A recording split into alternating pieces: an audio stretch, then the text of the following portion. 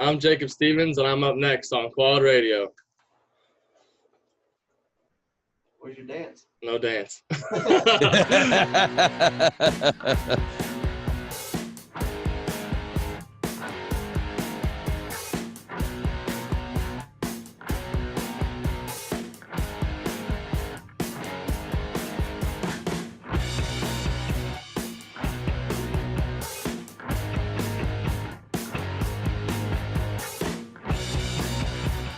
Hello, everyone, and welcome to the voice of the ATV Racing Nation, quadradio.net. I'm Rodney Tomlin, and this is Quad Radio Prodigies, presented to you by DP Brakes, #1 in centered braking technology. And they always ask the question, what's stopping you? And, of course, what is stopping you? It should be DP Brakes. You can pick yours up at your local Parts Unlimited dealer. We also want to take this opportunity to say thanks to our good friends at Root River Racing, supporters of local regional and national racers and race series, as well as the D6 Ultimate Challenge. I want to remind you guys that coming up for D6 Ultimate Challenge, April 13th and 14th will be their next round of racing. It'll be taking place in Fredericksburg, Pennsylvania, and that is at Sleepy Hollow Motocross Park. So be sure and join in on that. Check them out on the D6 Facebook page there to find out more. I want to say thanks as well to our good friends at 88 Live to Ride, racing toward rider safety. And, of course, special thanks to our good friends at JSR Moto Designs and, of course, providing great Quad Radio swag. We got the hats, got the hoodies, got the Voice of the ATV Racing Nation T-shirts. Also got the new design of the I Love Quad Radio T-shirts. Hope you guys are picking those up. Help spread the love of Quad Radio, as well as help keep Quad Radio on the market. And as we turn our attention to our guest here today, Jacob Stevens, and ironically enough, Jacob, and it's really weird, it just happens to come up in rotation, but you are the JS and JSR Racing, I think, the Jacob Stevens Racing that we're talking about. And I guess first and foremost, I want to say thanks to your mom and dad for sponsoring Quad Radio with the great swag that we've got. And I want to say thanks to you for giving them that inspiration, man. Yeah, that came out of nowhere. I started ripping my Nerf nets, and my mom has always sewn and done stuff like that. And she was like, there's got to be a way we can make these things better. So she started busting out random stuff, and she finally figured out something that worked, and it kind of took off. And then they got into the whole embroidery side of it, and they've taken off, and it's pretty crazy how far they've come. Yeah, it is. It's neat how just racing a four-wheeler has changed your life, Jacob. We'll talk a lot about things. Just to introduce you folks to Jacob Stevens, he is a two-time amateur national champion. He races the ATV Motocross National Championship Series, has come up basically through the amateur ranks. Did you do much youth racing in ATV motocross?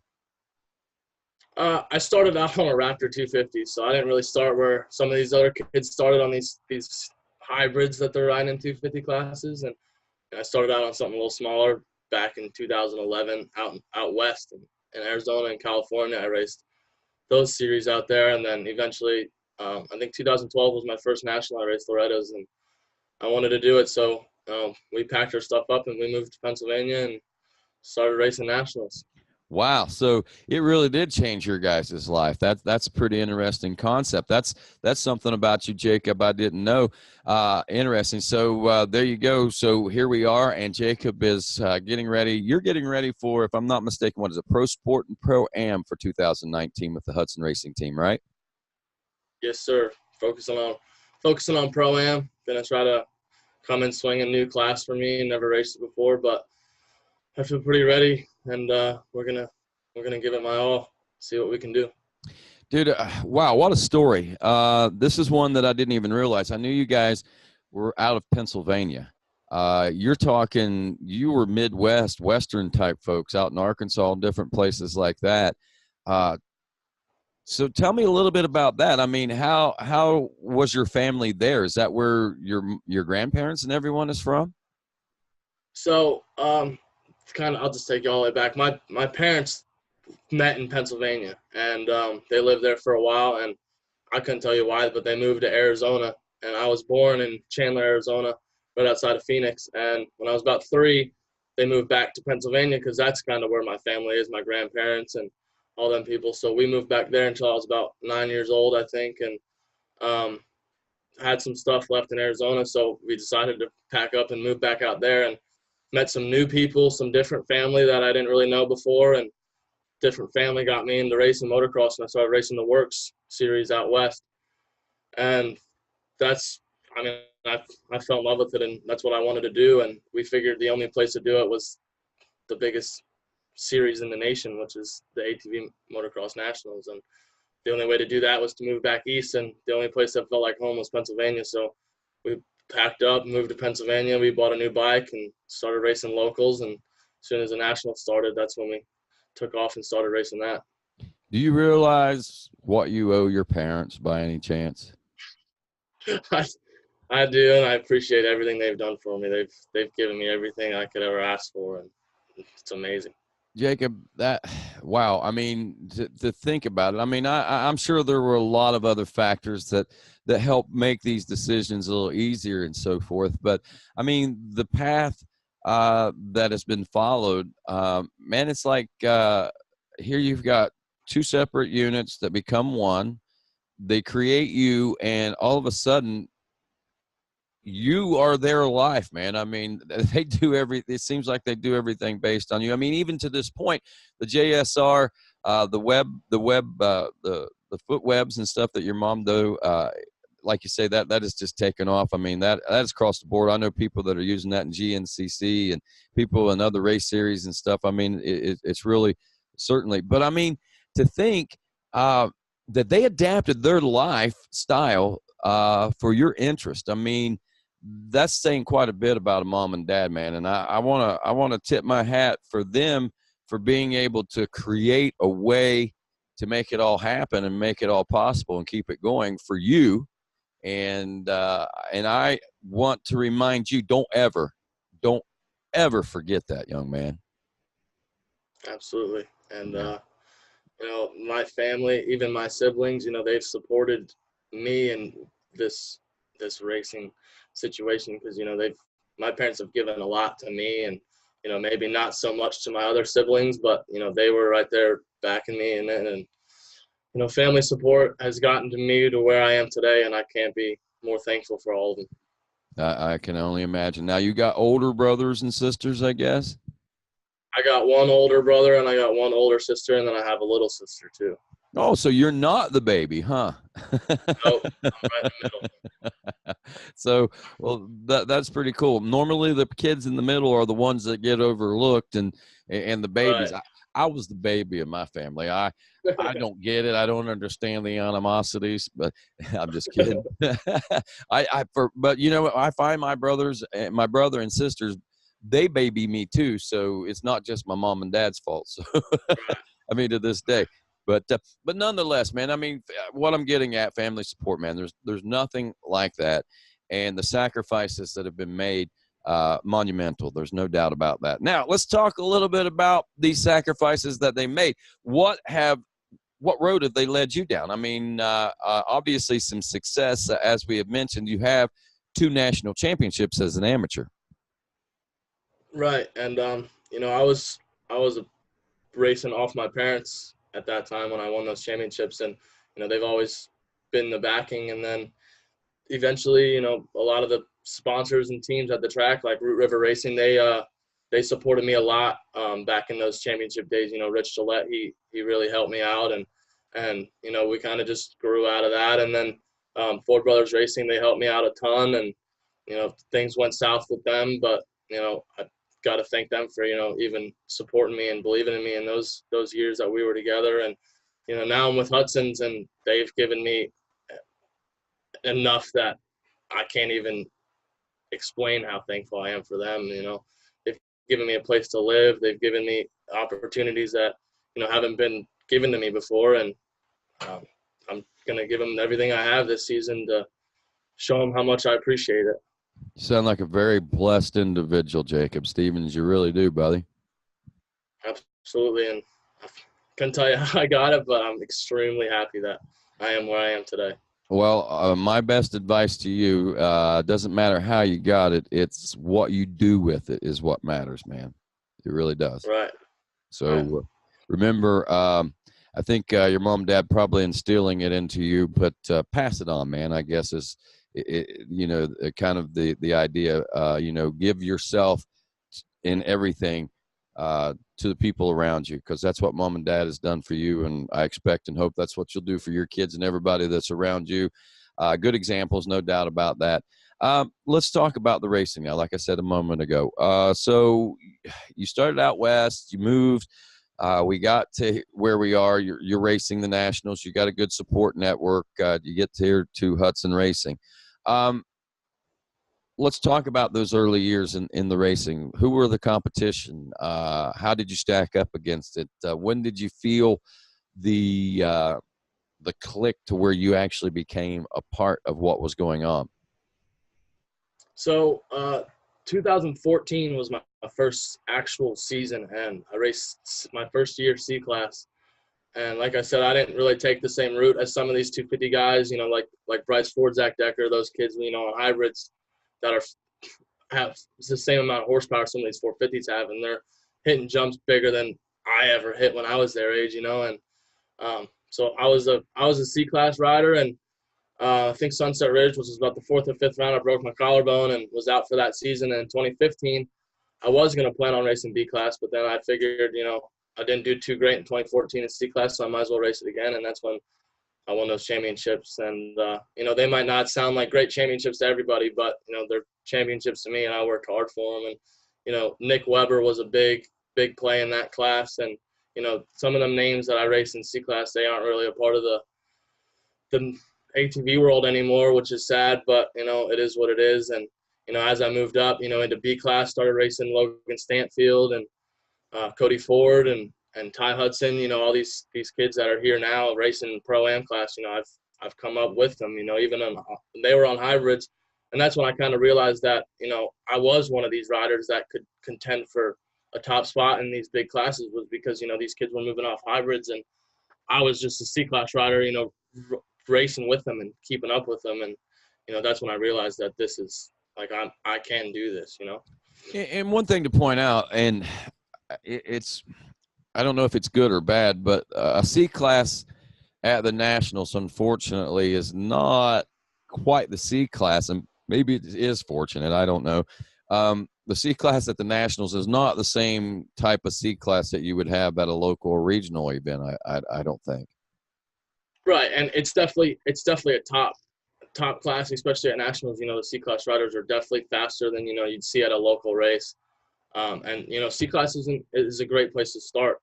It's a starting ground. If you want to get into this sport and you're at that age where you're just starting out and you're got to be on a 450, that's a perfect class to be in, and that's what builds good riders. And it sounds like honestly that this production class, the classes that we've got coming with the production rules this year and stuff, that's another good thing. And for a rider such as yourself, that would have been a good breaking in point for you too, I think, right? Yeah, absolutely. And that's going to help a lot more people come into this, that have stock bikes that can't go out and, get full Walsh parts and a full suspension setup and a ripping motor. It'll help these kids that have stock bikes that are local. They can come try it out and, see how it is and see how they like it. And that's just going to build our sport. So would you say that maybe have been your biggest obstacle whenever you started racing and moving up through the ranks was the equipment, I guess? I mean, not so much, because, my parents, they did everything they could. And, my dad always tried to get me the best equipment he could. And, sometimes maybe I didn't have as good equipment as some other riders, but it wasn't the worst equipment, if that makes sense. It was comparable and you were able to work with it and everything. That's great. Yeah. That's good. So, I mean, it's been a challenging road for you, but I'm sure it's been a fruitful road too, huh? Yeah, it's been good. I mean, I've enjoyed it, and I've enjoyed, showing what I can do. And, like I said, I've been kind of like one of those riders that, can win, but I've had some mistakes and some crashes that have put me out of seasons, and hopefully, this year I'm gonna try to stay away from all the crashing and the mistakes, and I'm gonna try to start clicking my laps together and hopefully be popping off some Pro-Am wins here this year. That's awesome. Talking with your friend and teammate Troy Hill in an earlier episode on Quad Radio. Obviously big changes for him. This is a big change for you as well. You moved up routes yourself this time, and you too went west, man. I mean, obviously there's a big draw there for you guys. Yeah, and switching to the new bike, honestly, I couldn't be happier. I mean, I've raced a Honda all my life, besides when I was on, a Raptor 250. But right when I got on a 450, I raced Hondas, and switching to the Yamaha, it was tough in the beginning, but I'm starting to, feel really at home with it. And Nick Hickey and Paul Turner, we've got a lot of help behind us with suspension setup and bike setup and riding techniques that I'm learning that I didn't really learn before on the Honda. I was kind of comfortable with the bike, and I was finding myself on the Honda like I couldn't improve. I was struggling to improve, and getting on a new bike, it's like learning a new machine, and it helped me improve. If anything, like it helped me get that extra step that I needed to go a little bit faster around the track and hit my marks a little bit better and smoother. And I couldn't be more happy with the bike I'm on right now. That's great. To be able to make that many changes and feel comfortable, I think that's important. I mean, because if you'd made those changes and you were sitting here not feeling comfortable, I imagine that looking at the 2019 season, it wouldn't be as exciting for you.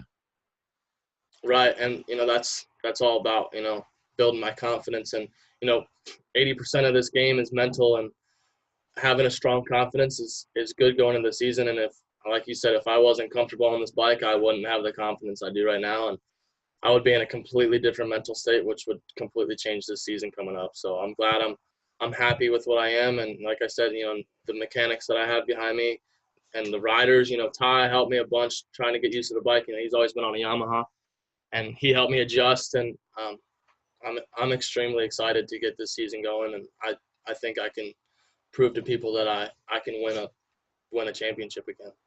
So what is that right there? Obviously, championship. I don't want to take that away from you as a goal, but when you look at the big picture, what are the goals for yourself for 2019? Well, I don't want to set goals that are out of reach, but obviously, championships are always a goal. I'm always going to want to go for a championship, whether it's pro sport or it's Pro-Am. I'm going to shoot for that top step, but I don't really want to set something that I'm not ready for. So looking into Texas, I'm looking for a top 5 or top 3 in Pro-Am, and I'm looking to win pro sports. So that's my goal for Texas, and then we'll work from there. I like that. Hey, you've got that's realistic. That really is. And if you don't go in with that mindset, then you shouldn't be going, right. Honestly. So kudos to you on that. We got a lot to talk about already. We've talked about quite a bit, I realize, and gotten to know you quite a bit better, Jacob. But I want to get to know you more. I want to know about what the off season's been like for you leading up to now, and what you got going for the next 2 weeks. We know what you're looking for as far as that opening round, but we'll talk a little bit more whenever we get back. All right. Hi, I'm Walker Fowler, and this is a DP brake rotor, and these are DP brake pads. Larry Mills and DP Brakes have been a part of my program for over a decade. Recently, we completed the Heartland Challenge, a 10-hour ATV endurance race that is not only physically demanding, but demanding on my machine and my parts. And that is why we choose DP brake pads. At the end of the race, we had 0 brake failures, and they looked brand new. If you aren't using DP brakes, what's stopping you? Literally. Quad Radio is made possible in part by Root River Racing, supporters of amateur and professional racing on the local, regional, and national levels. And Root River Racing invites you to follow their Facebook page and the D6 Ultimate Quad Series Facebook page, where you can keep up to date with one of the nation's premier local championships. Impact Solutions is your factory-authorized Elka suspension dealer in the USA. Located in Little Hocking, Ohio, give them a call today for service, parts, warranty, and sales, as well as technical support, 740-989-2026. And be sure and give them a like on Facebook. Impact Solutions. Hi, this is Stephanie from JSR Moto Designs. JSR Moto Design specializes in replacement Nerf bar nets for all makes and models that can be fully customizable to your needs. Our custom apparel can be specifically designed for your race team. We can help make what you wear personal on and off the track, including embroidered or printed hoodies, jackets, t-shirts, hats, jersey lettering, butt patches, and more. Check us out at jsrmotodesigns.com or find us on Facebook and Instagram. And welcome back to the voice of the ATV Racing Nation, quadradio.net, and this Quad Radio Prodigies. I'm Rodney Tomlin. Jacob Stevens, our guest here today. New member of the Hudson Racing Team. It's kind of an expansion of what we've seen out of Ty Hudson in years past, and we've already talked with Troy Hill, one of the teammates, and talking with Jacob today, and we'll be talking with some other of the Ty Hudson affiliates as this week and as we approach the new season. Of course, Jacob, we've learned a whole lot about Jacob in our first segment. One thing that we haven't talked a whole lot about is, here we are. We mentioned you made the move out to Oklahoma. You're in Oklahoma. You've been out there for a while. Take me through the winter, man. Did you go before Christmas, after Christmas? Did you go out there, set up roots, buy a house, start a family? What's going on? So I came out here after Christmas, end of January, actually. It was a little later than some people, but never too late, you know. And I didn't technically officially move down here. You know, I got a lot of family back home in Pennsylvania that I'm still looking to, you know, bounce back and forth throughout the season with training. But I live with Ty Hudson. You know, he has his own place with his fiance, and Tyler Wrench, one of our riders, he lives here with us too. And you know, it's kind of like a college dorm down here. It's different than what I'm used to living in, and it's been nice. And training's been going good. And you know, it was a little frustrating at first with the new bike, you know, learning everything and you know not being as fast as I was right away. But after hard weeks of training and riding and suspension testing and you know everything in between, it started to click off, like I said, and I feel very good on the bike. And you know, riding with these boys every day, you know, like Troy said in his interview, training with your competition's, you know, the best. I mean, if you look at the dirt bike world and Eldon Baker, you know, they got Marvin Muscan and Cooper Webb, and if you watch the Supercross races right now, you got those dudes at the top of the box every race. Caleb Russell and GLCC, I think, has worked with him a little bit too. Yeah, absolutely. And you know, you got those riders that are competition, that race each other every weekend, that are training together during the week. It just pushes you to go faster. And you know, there are days where you know one of us is faster, that's pushing each other around the track, and there are other days where that opposite person's faster. That you know, it's different every day. And I couldn't be more grateful than training with these dudes. And you know, they've made me the rider I am right now. And this off season has gone great. That's great. A short time, but big changes. And whenever you feel that's always got to make you feel great. So anything different about the training this year? I mean, you sound like you've been spending some time on the bike and getting adjusted to that, but the other elements that go into creating the championship run, how's that all working out for you? Right. So I'm back with Dominic Simpolik and the program this season, and you know, I was away from him for a couple seasons, and I figured, you know, he's close to home, and you know, he's pushed me the most out of every trainer I've been with. So we're back training again together, and in the gym. You know, I'm in the gym 4 or 5 days a week, pushing it as hard as I can. You know, and he's got me on a good schedule, good riding schedule, good training schedule, and you know, all around it's a solid program, and you know, solid programs win championships. So I'm happy to be behind him and behind all of this. Wow. So you are putting in some work, because I know the program workouts, they're not for the faint of heart by any stretch of the imagination. No, they're tough. It's tough work. He doesn't give you stuff that's easy, and hard work is hard work. You can't get around it. So he makes it straight to the point, and we put it out there, and I give everything I got in the gym, so I can give everything I have on the track. How long have you been working back with Dom? So I started working with Dom in 2015, which is when I won my championships, and I worked with him 15 and 16, and then 17 and 18 we kind of had a falling out, but we worked it out, and now this season I'm back with him. So I've been with him for about 3 seasons total, but I've been around him for about 5 years, and he's a good guy, and nothing but good things to say about him.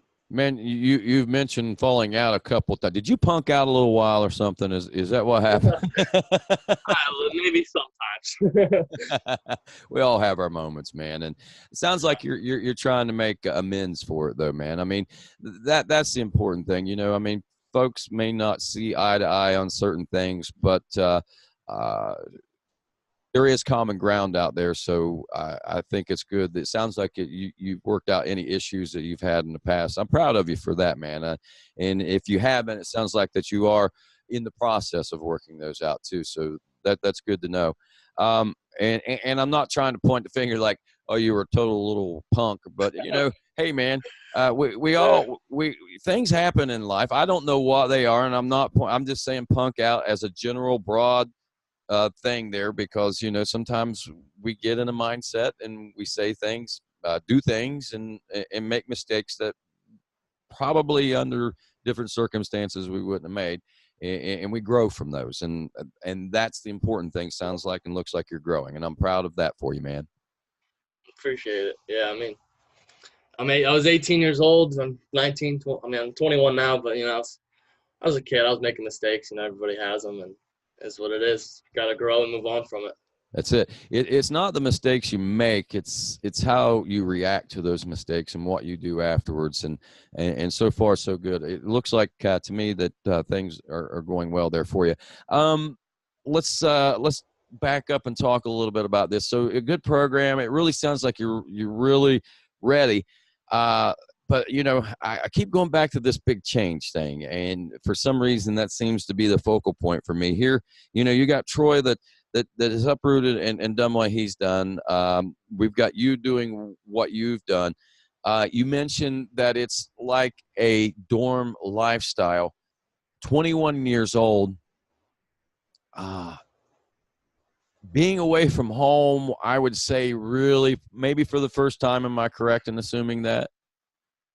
No, I was with the Fords. I stayed in Texas the last 2 seasons, so I'm kind of used to being away from home. But Robin was kind of like a mama on the road. Yeah. Do you have that atmosphere? Do you have a mama in the Hudson? You do have a mama Hudson, so yeah, you've got somebody to keep Mama Hudson, yeah. She keeps us straight. She keeps us. She's the boss around the house, and we have our own place over here that at nighttime we come and hang out. It's just riders and friends, but when we go over to the shop in the house, she's keeping us straight, and she's cooking us lunch, cooking us dinner. She's doing it all, and I'm thankful for her, because without her, I don't know even how this off season would be going right now. That's great, man. It sounds like you're in a good place, and all of you are. I mean, it sounds like things are going good. Everybody's all in, and that's the important thing right there, especially these days for sure. So the adaptation, I guess, has not been a tough one for you. I mean, still not having mom and dad around, I guess. Does this make it easier to do it like this with mom and dad back in Pennsylvania and you out here by yourself? Do you find that if mom and dad may be there, you might not be working as hard because you would have them to fall back on, so to speak? I mean, come on, I know. I mean, I'm not I was speaking from experience. I'm a baby, of course.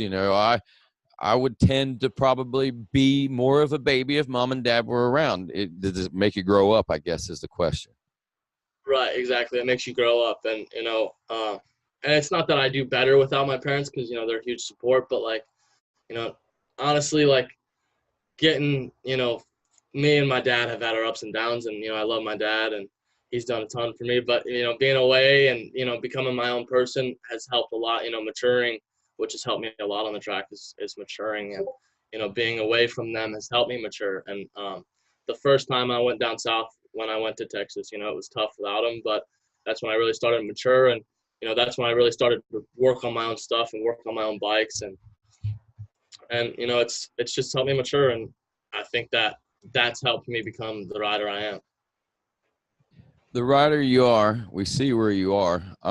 What is the goal in this? I mean, mom and dad pulled up stakes, moved back to Pennsylvania. They've opened businesses. Basically, their life is the ATV racing community, whether it be off-road or motocross or whatever the case may be, and even beyond with the embroidery and the screen printing and stuff.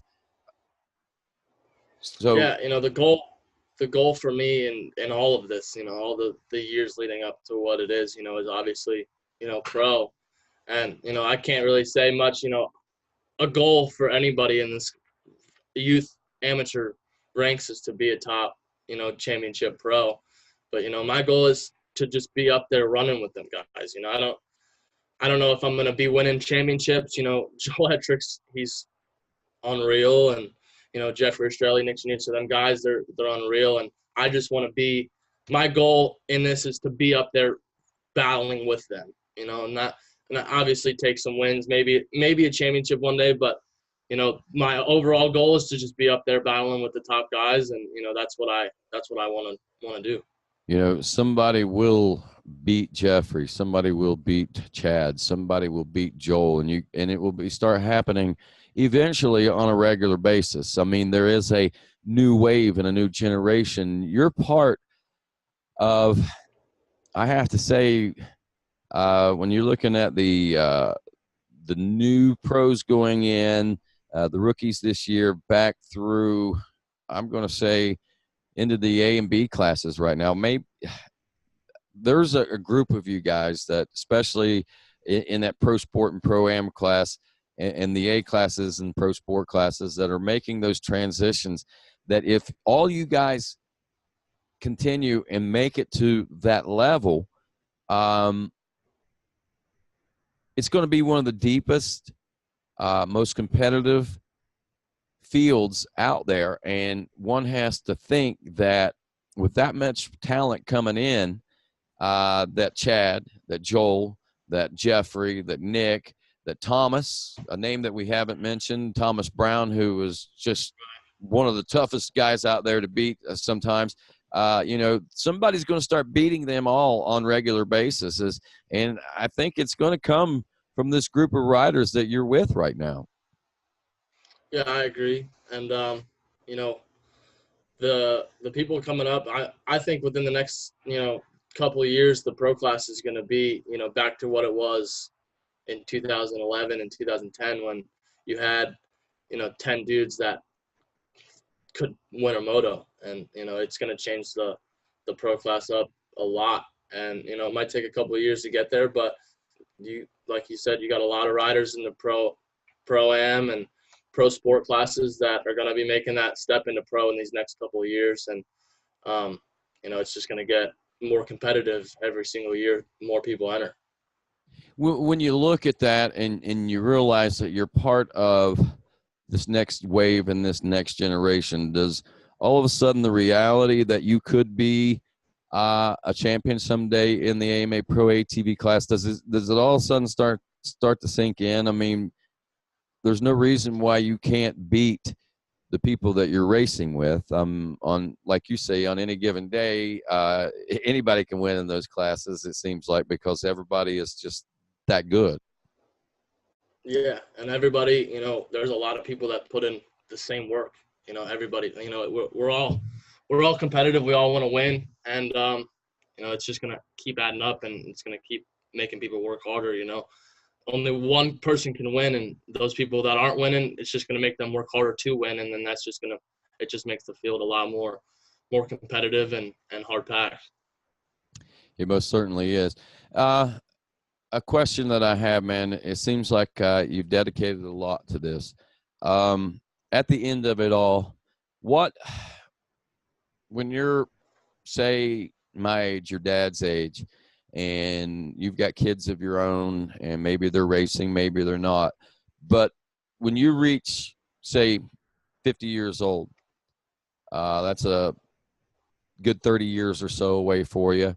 What do you want to look back on? What do you want and hope that story says? I mean, ultimately, what is it that you hope for? I just hope to look back and, be able to show my kids that I did everything in my power to do the best I could in this sport. There's could be better people. I could be, the best one day, but all I want to look back on is that I tried everything I possibly could, and I did everything in my power to do as good as I could. And that's all you can do is do your best. You can't do more than your best. Exactly. And another question I have, and this is weird, say it was all taken away for whatever reason, the economy crashed, ATV racing was no longer existed, whatever the reason would be.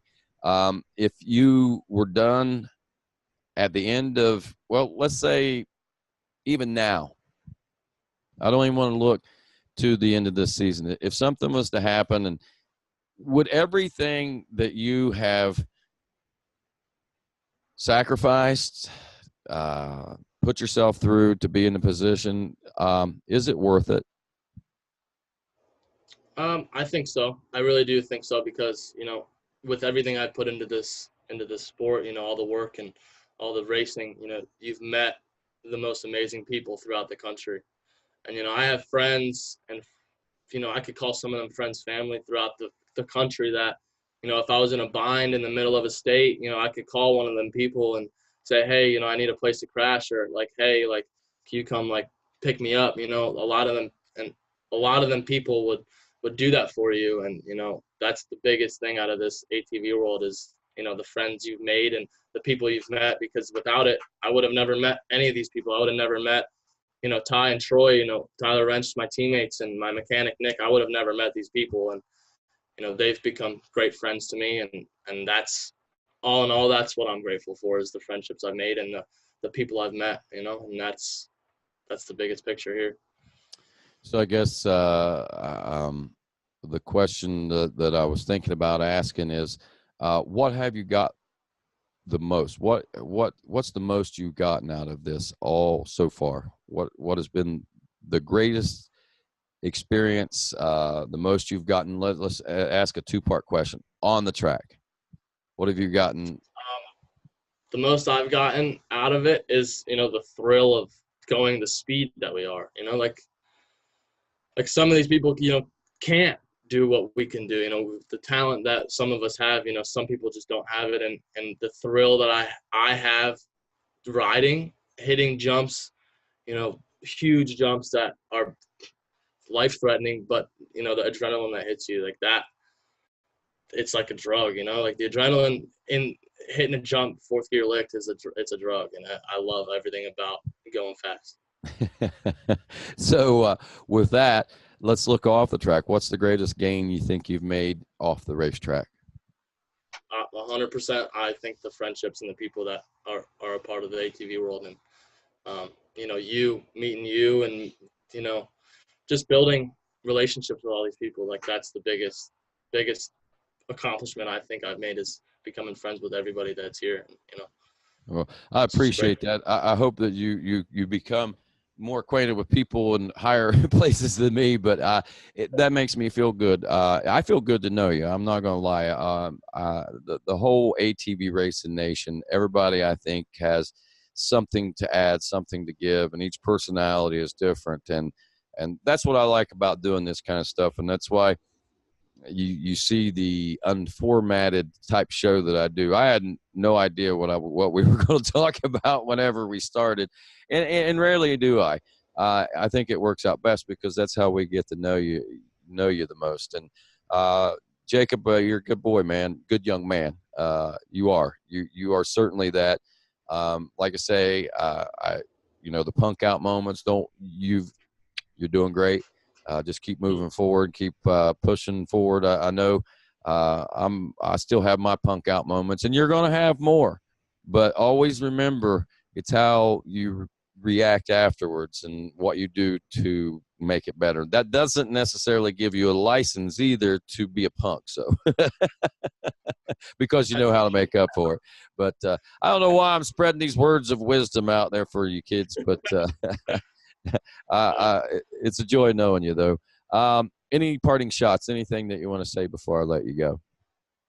I just want to thank everyone that supported me, my friends, my family, my girlfriend, the people that are behind me, I wouldn't be here without them.